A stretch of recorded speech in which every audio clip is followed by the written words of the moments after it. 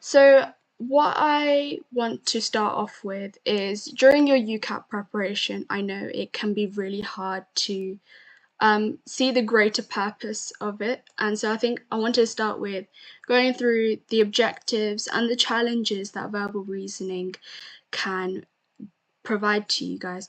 So obviously the main purpose of verbal reasoning is to test your ability to read texts under pressure, especially dense texts with specialist vocabulary, and be able to understand that information and retain it for future use. And of course, this is a really good skill to have, whether in your academic lifestyle itself, but also it is very important in the healthcare setting too. Doctors, for example, on wards will be reading patient information really quickly, having to scan through the information, but still be able to use that information to, diagnose and make provide treatment. So it is a very good skill to have.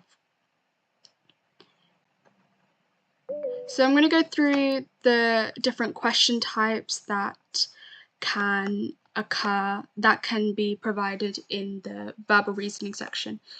So to start off with, the true, false, can't tell questions. These questions are, I would say, questions that you should aim to be answering. Just with more practice, you can increase the accuracy of you answering these questions, and this can help you boost your score so much. And if we are to explain each of the key terms here, if you're answering with true, you need to make sure that the statement is explicitly stated in the text or that you can imply it.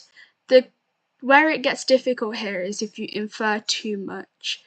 You need to make sure that you're not using any prior knowledge and it's explicitly stated in the text when you answer with true. Same with false, it needs to be contradicted by the text. Now, can't tell is one of the more difficult options, but if you are choosing can't tell, you need to make sure that the information is not given in the text. Even if it is very common knowledge, don't use your common knowledge at all. Make sure it's explicitly written in the text, not written in the text, or you can't tell at all. That's only when you'll answer can't tell. Another question type is according to the passage questions. And these questions will have keywords given to you in the question. So the best way to answer those would be to find those keywords in the text, read around the text, and answer in that way. Then you can get inference questions. Now these questions are a lot more difficult, but obviously with practice they will get better. But a good way to go around this is trying to identify what the key concept is in the question, and then trying to find that in the text and then trying to make a logical conclusion from that. Often, with the answers that they give you, the multiple choice answers for inference questions, if there are very extreme words in there, for example, always, never, only, they're usually hints that that answer is wrong, because it's never normally that extreme if it's inference questions. I wouldn't say eliminate it fully, but just be wary that it is more likely to be wrong. Another question type you can have is negative questions. So which of these except. These questions can be hard to get your head around. So I would say a good way of answering these kind of questions would be to eliminate all the options that are true, that are stated in the text, and then you'll be left with the false option, which is your answer. And then you can get author opinion questions or summarizing passage questions. Now, these questions can take some time. You do need to read the whole passage to be able to kind of understand this. And also another challenge in author's opinion questions is, especially if it's text where there are multiple different authors being cited, it can be hard to differentiate between different people's opinions and research. So that can be quite a big challenge too, which would need to be overcome. Okay, so we're going to do a quick activity next. I'm going to give you guys 45 seconds to read the text on the next slide, and after this 45 seconds, there's going to be a question on the next slide which I will want you to answer in the chat. So I'll tell you when the 45 seconds starts. Okay.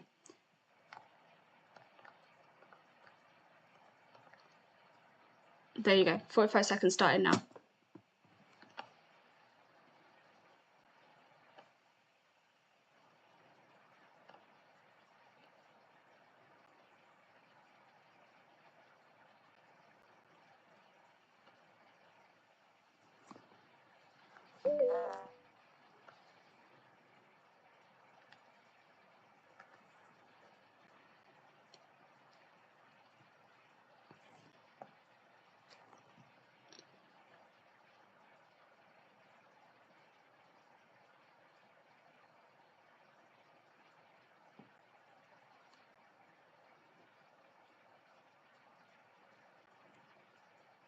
Okay, that's the 45 seconds up. Could you answer this question, please, in the chat?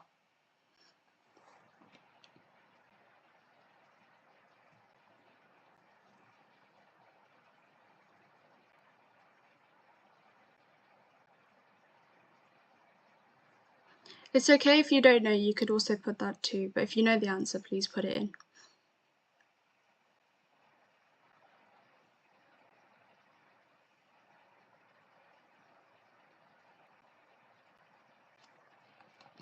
That's okay.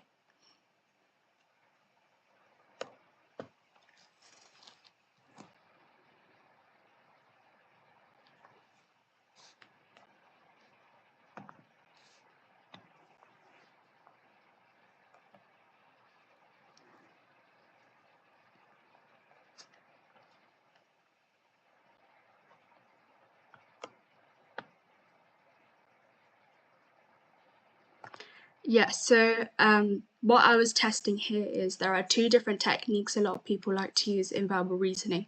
One where people like to read the text first and then answer the question. So there's a method where people read the text first, take a minute to read the text, and then answer all the 4 questions that are related to one passage. Or they like to scan the keyword. I think if you didn't like this, stick to scanning the keywords, but you can always practice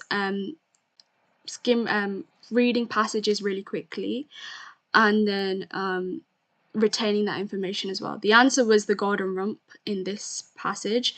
It was a keyword because it was in italics and bold. So trying to spot those keywords is also something that we need to, work on.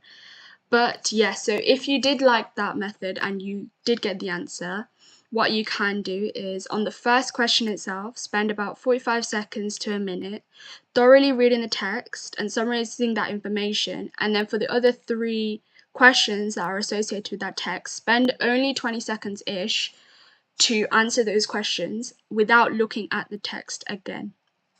And using this method can be useful for when you get what's the main theme of text questions, because you've read the text and you understand what the main theme is.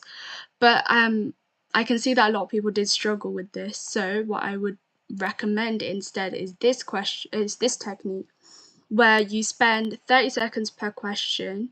So it's pretty equal for each question, and what you want to do first is you look at the passage to determine whether you want to answer the question. So if you see that the passage is really long, or if it's really dense, or there are a lot of unfamiliar vocabulary in the text, just skip it.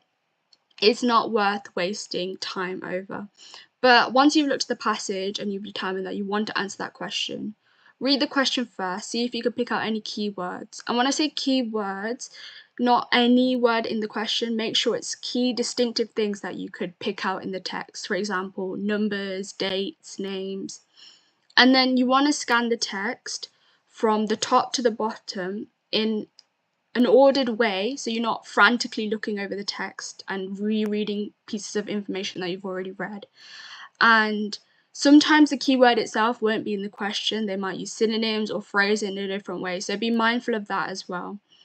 And once you find that keyword in the text, read around that word, the sentence before, the sentence after. Maybe if it's a short paragraph, read the whole paragraph. And really make sure that you are answering the question that's stated, not the question that you've made up in your head. Because it can be easy to fall in that trap. The UCAT love to do that, where they'll take pieces of information from the text which were true, but they're not answering the question that has been stated. And we'll go through a few of those examples later on. But yeah, so, and don't use any of your prior knowledge, only explicitly use what was given in the text. So if there's anything that you guys take away from today's session, it's triaging. And for those of you who don't know what triaging is, this is when a difficult question might come up on when you're going through the questions. You need to be able to identify those questions straight away, put a guess in it, choose a letter and use it throughout your whole UCAT preparation, and stick to that letter every time. Put that letter in, flag the question using the keyboard shortcuts, and move on, because every question in the verbal reasoning section is only worth 1 mark. So if you encounter a really difficult passage or an author's opinion question with really long answers, it's not worth wasting a lot of time on that 1 mark when you could be getting 5 marks elsewhere in the true or false questions. So triaging is a very strategic way of increasing your marks in verbal reasoning. So you flag the question and you'll return to them at the end. And even through the questions that you've triaged, you can triage those questions again as well. So once you're going through the questions at the end, if there's a really difficult question, just skip it again. It's okay to lose that 1 mark, especially if you don't know you're going to get it correct as well. So triaging is a very, I'd say, useful skill to have in verbal reasoning. And I've put a criteria of questions that you can be triaging. You don't have to stick to these. Obviously, everyone has different questions that they find difficult, but these are the ones I used. So if I saw any long, dense texts that had very unfamiliar specialist vocabulary that, it would take some time to read, I would skip it straight away. Author's opinion questions and summarizing passage questions usually mean that you need to read the whole text, and especially if it's a long text as well, you don't want to be wasting time there. So unless you've been doing the method of reading the text first and answering the questions, I would say it's better to skip these questions. Questions that don't have keywords, because then you don't know where you're really looking for in the text for the answers to these questions, so they can be quite difficult too. And the combination of having a question that has no keywords and it also being a negative question as well is a lot to get your head around, so I would skip those too. So we're going to do some time practice now. What I'm going to do is I'm going to put the question, display it on the screen, and then when you have the answer, I'll give you 30 seconds to answer it. When you do get the answer, could you raise your hand please? And then at the end of the 30 seconds, everyone can put their answers into the chat. This just means that everyone can then have a fair chance of answering. Okay, so I'm going to start the 30 seconds then.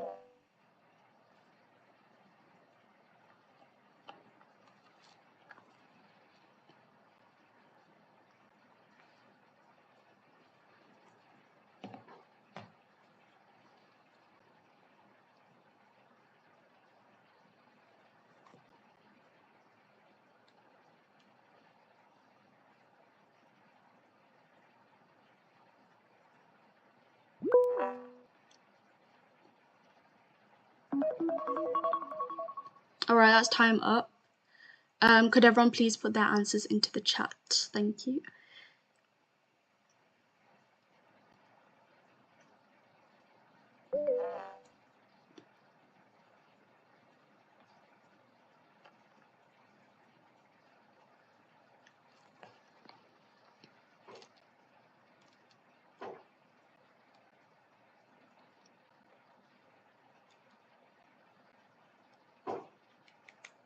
So did only one person manage to get the answer here?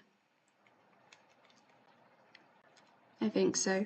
So I think that's a good example of this is a question that you need to triage. You shouldn't be spending more than 30 seconds on a question, really, because you can be getting those marks elsewhere. And I think key indicators that this is a question that you should triage is, if you look at the text, it's really quite dense and there are a lot of specific vocabulary in here. So, but we'll still go through how to answer this question. Why does the writer use the example of the tragedies of this person? Well, first of all, we don't know what the text is about at all. So sometimes it can be useful to just read the first sentence, or if the first paragraph is quite short, read the first paragraph just to get an idea of what the text is about. So if I read that first paragraph, or most of it, I can see that he's talking about like errors and how to identify errors in the text. So I'm going to try and find that keyword in the text, and I found it in the bottom paragraph here. This is a case with some of the most famous literature to survive from the ancient world, such as the tragedies of the Athenian dramaticist, this person, whose text must attract a host of suggested improvements and confessions of bafflement. So if we go through the different options now, A, it says that this person is one of the most famous classical authors. Now, you have to be careful here because it does say that he is most famous, but that's not answering the question. The question's asking about why does the writer use him as an example. He's trying to prove a point about identifying errors. So whilst the option A is stated in the text, it's just not relevant to the question. With B, it's also again not relevant to the question, so I wouldn't even try, find that or prove that. Now C, every single classical scholar studies his work. This is an absolute word. It should be like you should have alarm bells ringing in your head when you see that, because it says he is the most famous, some of the most famous literature, but that doesn't automatically mean that every single person has studied his work. There's no correlation there.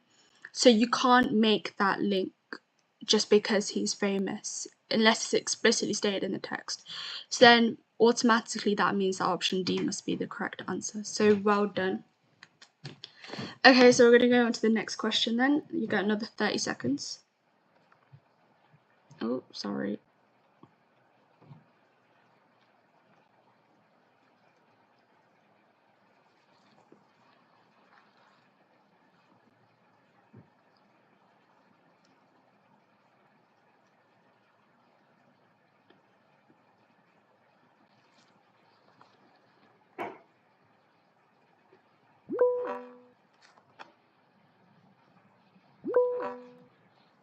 Okay, time's up.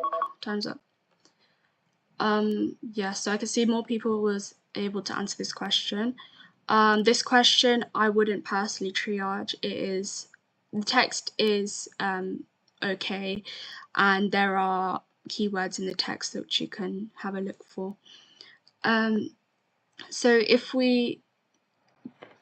it's already told you that it's in the opening statement, so we don't need to even bother scanning the whole text.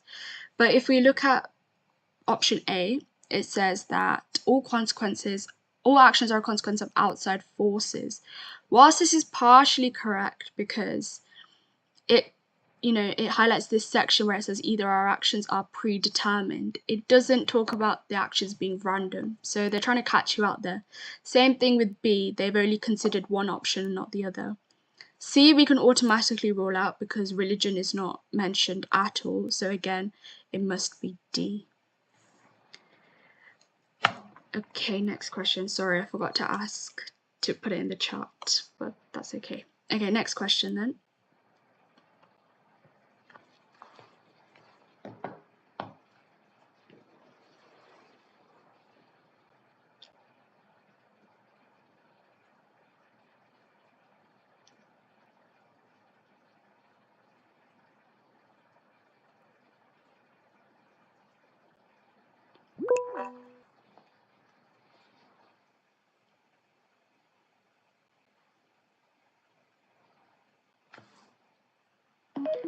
Okay, time's up. If you could put the answer in the chat, please.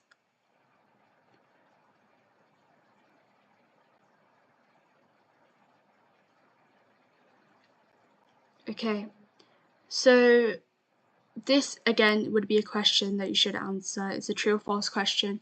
In general, you shouldn't be triaging true or false questions. These questions, the more you practice, the more you will get better at it. So just answer these questions. Sunlight never reaches the bottom of the crater. Here, I would probably use sunlight as a keyword. And if I scan through the text, although sunlight isn't explicitly stated, it does say that there are craters in permanent shadow, and that is implying that there is no sunlight there. So make sure you're looking out for synonyms or words that mean similar things. And I think in this situation, it can be really easy to put can't tell because sunlight never reaching the bottom, it's not explicitly stated, but actually here the answer is true. Okay, does everyone understand why, or do you want me to explain it again?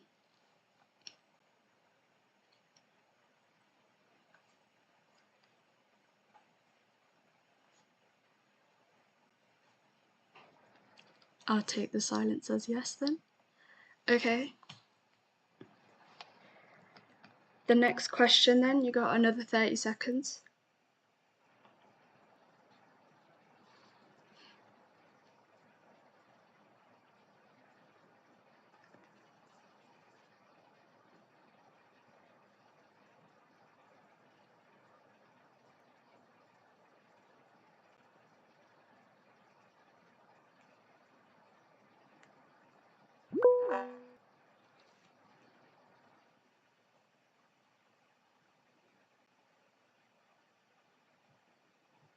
Okay, that's time up. If you could put the answer in the chat, please.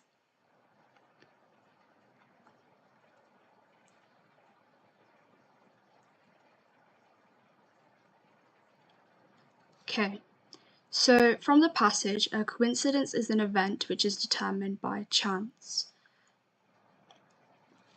And as you can see here, the author, whilst he thinks that, it happens too often to be pure chance or the pattern, there might be a pattern that they are ignoring. He's not saying any of this stuff with confidence, he's not too sure himself. That's why it is can't tell.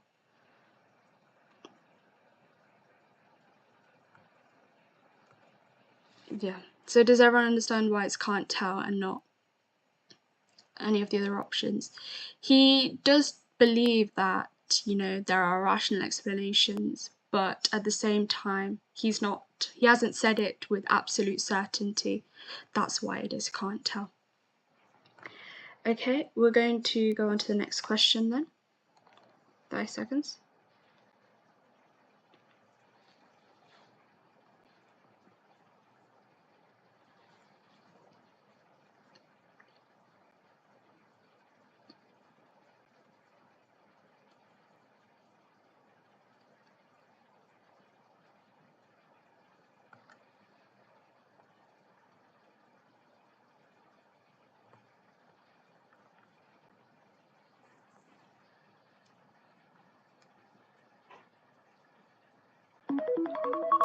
Okay, that's time up. I don't think anyone got the answer. Who was really close to getting the answer? You can just raise your hand.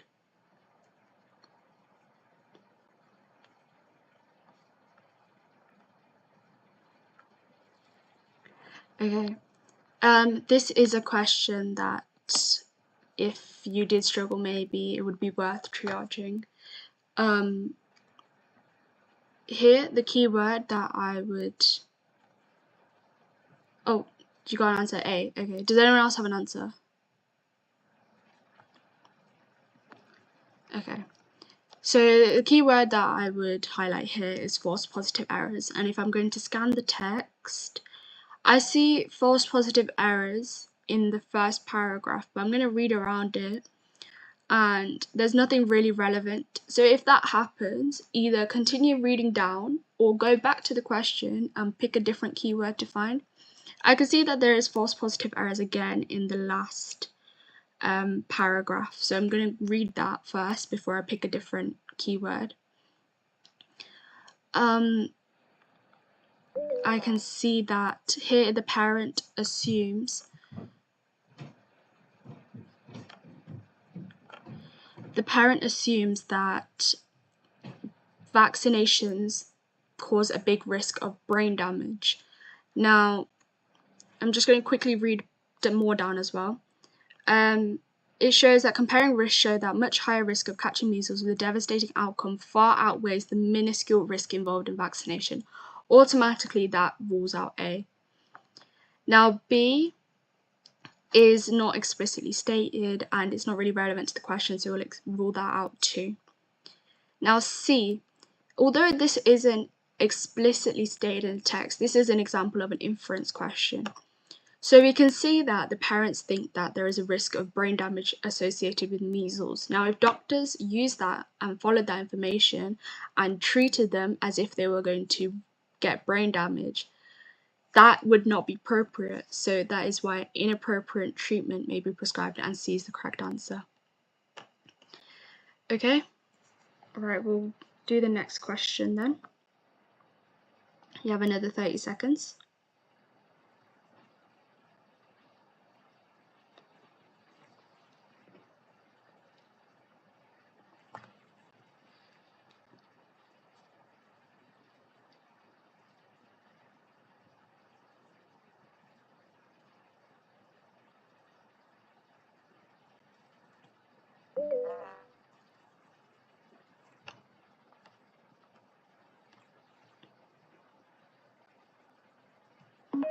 Okay, that's time up. If you could put the answer into the chat, please.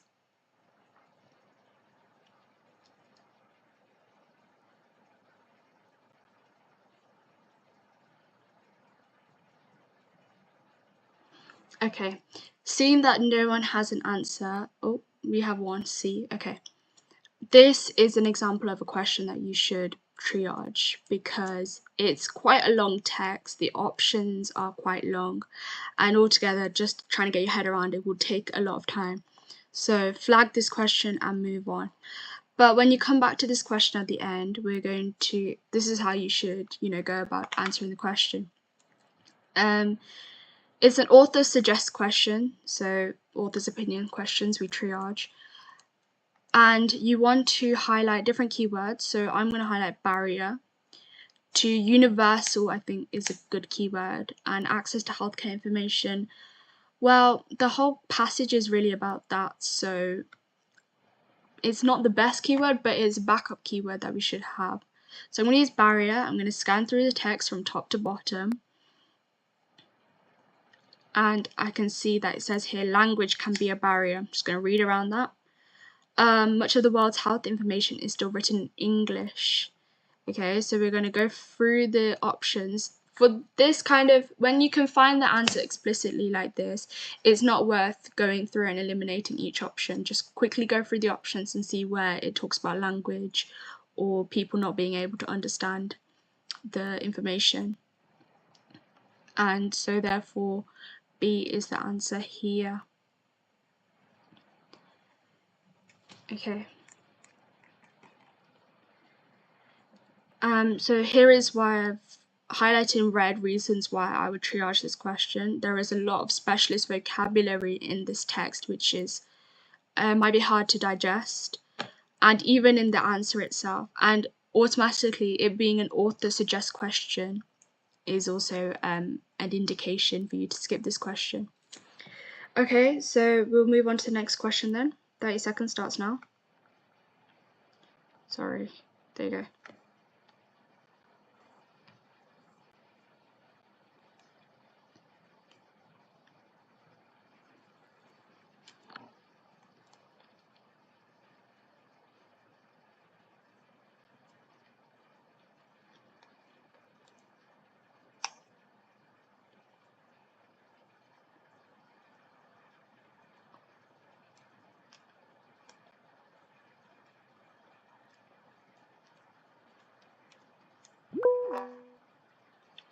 Okay, that's time up.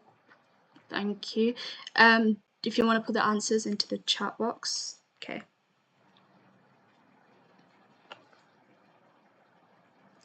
Okay, so there's some mixed answers here.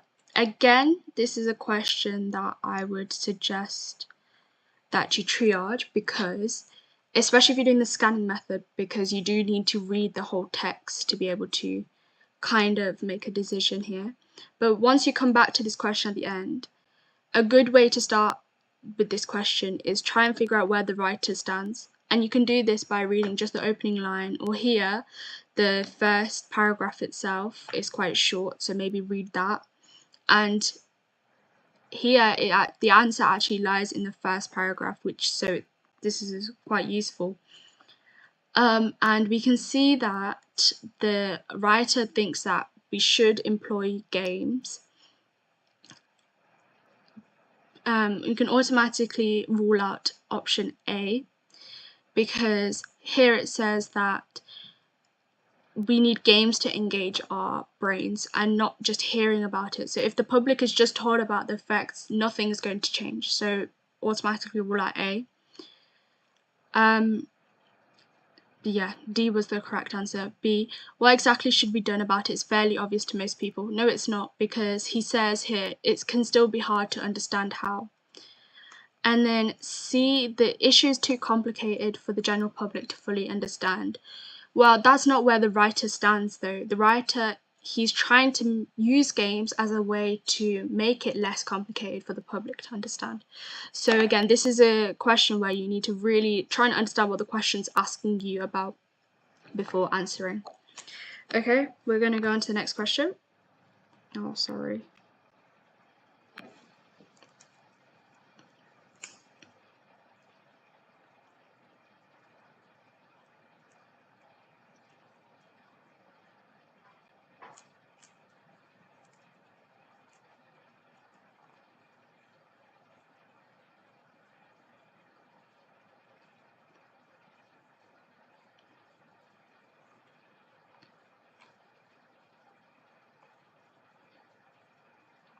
Okay, that's time up if you want to put the answers in. If you haven't got an answer, that's okay. Okay, so yeah, automatically when you see this question, I hope all of you thought to triage this question, because just reading the question itself, it's author's opinion question, so automatically triage those, and it's a negative question, so those combined. And even when you are going through the questions at the end, the questions that you have flagged and skipped, I would skip this question again. For me, this mark is not worth it when I could be getting 5 marks somewhere else. But here the answer was A.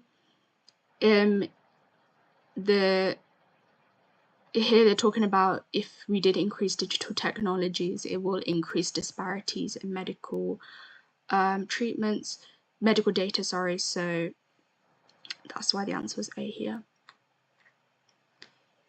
Okay, we have another question. I'll leave 30 seconds, then we're going to move on.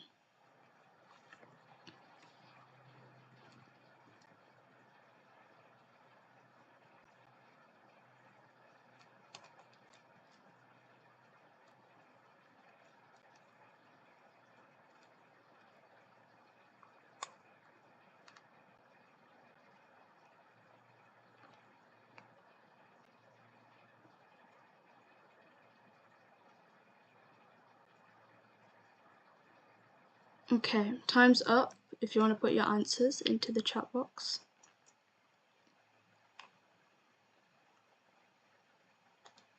Okay, let's have a look. Here, people criticized Columbus's plan to find a western route to Asia because they thought that here there's not really much to go off, but we can maybe use western route to Asia. And we can see that in the first paragraph itself, it talks about a western route to Asia. Again, people criticizing. whilst it's not explicitly stated in the text, you can use synonyms of that word or think about how else they could write it when you're scanning the text as well. So that's another reason why you should be looking in the first paragraph. And the answer was D. The earth was flat was disproved where it says that people had undoubtedly realized that the earth was a globe. The voyage being too dangerous it is mentioned, but that's not the reason why he faced opposition. So that's why you have to be careful. Again, this information is in the text, but it's not answering the question. The earth was too small was also disproved, so that's why the answer was D. Okay, so that's all the questions I have. We don't have much time left, so I'm going to go through some timing strategies that you could employ. But when you are doing your practice, I think from now on, try going through questions and seeing which questions are you're taking too much time on, and then categorize those question types and then flag those questions. Learn to move on from questions and don't get too fixated on them, because again, each question is only worth 1 mark in verbal reasoning.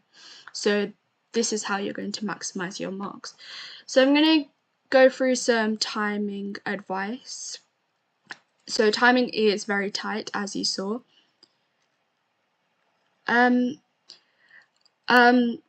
So yes, timing advice, you only have 22 minutes for 44 questions.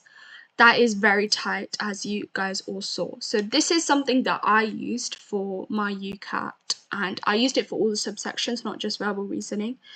For each subsection, create a list of timings that works for you. This worked for me, that's why I'm sharing it here today. And what you want to do is, before each subsection, you get a little bit of time. Obviously, verbal reasoning is the first subsection, but by the time you sit your UCAT, you will have seen the instruction screen so many times that you can use that time as preparation to get yourself into the zone. And one way you can do this is memorize something like this and jot it down on your whiteboard. Then what you're going to do is use it as like a signal. So when you get to question 11, you're going to look up at the clock. If you have, say, more than 17 minutes left, that's a good thing. That means you're working quickly. But on the other side, if you, say, have less than 17 minutes left, that's an indication for you to speed up, triage more questions. But you still need to be mindful of how many questions you're triaging. For example, if you've got up to question 11, you've already triaged 5 questions. You should have way more than 17 minutes left when you get to that point. So use this as an indication of how fast you're working. It's better than also you looking up at the clock each question, because it is ridiculous, but each time you look up at the clock, that's like 1 second that you're wasting, which adds up. So quick things like this will really help you, with your timings in the exam. And yes, so what to do from this. If you didn't like the activity that we did in the beginning, maybe practice more scanning, and you can still use newspapers, try and read a block of text, like a really dense bit of text, really quickly, and then try and write down what you read, summarize the key points, or read a text and pick out all the keywords that stand out to you and jot down those keywords. Practice is really what's going to help you now at this point. Practice loads of questions. Even when you're doing your mocks, if reviewing your answers is, if not even more important than doing mocks, I would say, because when you review your answers, don't just review your wrong answers. Yes, it's good to know where you're going wrong, but even review your right answers, retry them, see if there's a way that you could have done it faster. Maybe there's a different technique that you could have done. And ultimately, doing this is what's going to help you improve your overall score at the end. But yeah, thank you for